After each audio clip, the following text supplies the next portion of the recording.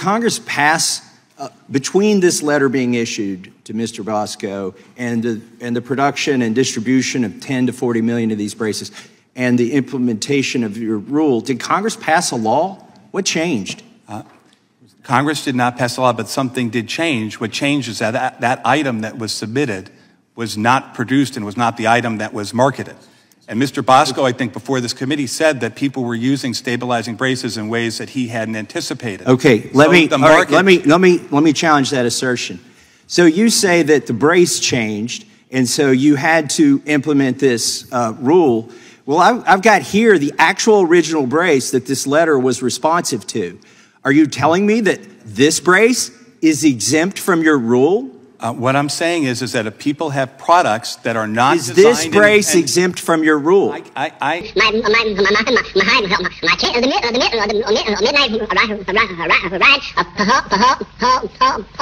can't sit here and classify. This is the brace you wrote the letter to. Classification, and if it's not ruled to be attached as a short-barreled rifle, it will not be subject to the rule. Would you please quit telling this committee that the brace has changed and that's why you did the rule when in fact you're not exempting the same brace that you gave this letter to? If the brace is submitted, we'll classify it. Would you submit, do you still have the same agreement that this brace that the ATF agreed to in 2012 should not be under the jurisdiction of your rule?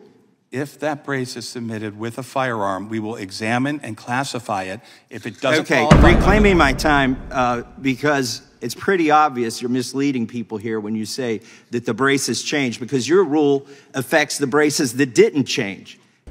ATF's arm brace rule takes another beating as SB Tactical gets a win in the 8th District.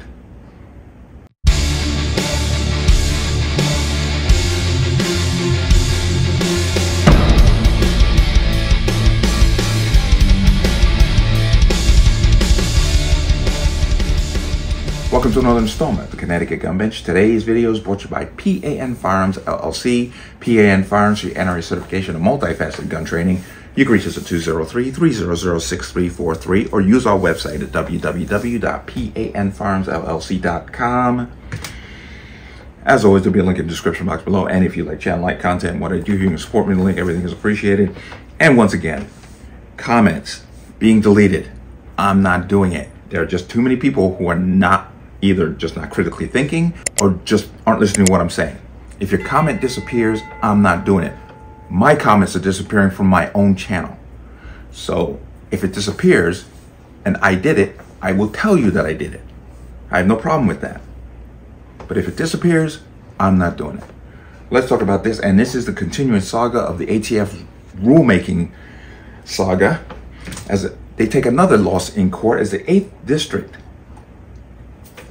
ruled in favor of SB Tactical. Now, SB Tactical, as you should know, makes the majority of arm braces that are being sold today. And in the 8th U.S. Circuit Court of Appeals, they ruled in favor of SB Tactical and against the ATF using the same language. And I'm going to bring it right up here.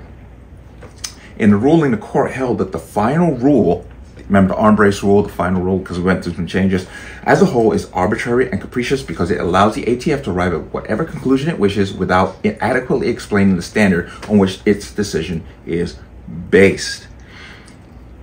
That's pretty much been the language through all of these rulemakings, the force reset triggers, 80% receivers, arm brace rule. Every single one, the court is saying you don't have the authority, ATF, to make rulings that are in direct conflict with your standard. You saw the video in the beginning when Mace was going after Dettelbach about the arm brace, pointing out the fact that the arm brace that the ATF said was good under this new ATF ruling is no longer good. And that makes no sense. Why did you say it was good back then and now it's not good anymore? You're making rules up as you go, and these rules are alluding to law that don't exist. But this is a massive win because, once again, we need to check these bureaucrat alphabet agencies from making decisions based on partisanship, not law, no constitutional footing. SB Tactical wins. Once again, going forward, it's going to, of course, the ATF is going to appeal because, like I always say, The ATF uses your money to defend itself. This was a coalition of 25 states, along with SB Tactical.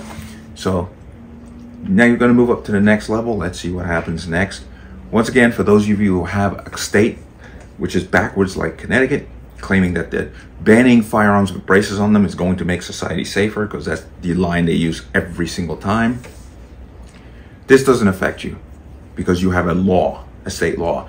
So we will watch this going forward. Just once again, every time one of these happens, this is just one more nail in the coffin of these bureaucrat agencies making up the rules as they go based on the whims of whatever partisan president we have. Applause to SB Tactical. You make a great product. I have several of them. So, but let me know what you think. As always, you can leave your comments in the comment section below. And as always, any statements of violence or statements that lead to violence will be removed. Please like, share, comment, subscribe. Don't forget to hit that notification bell so you're notified the next time a video goes live. I'm going to see you on the next one. Peace.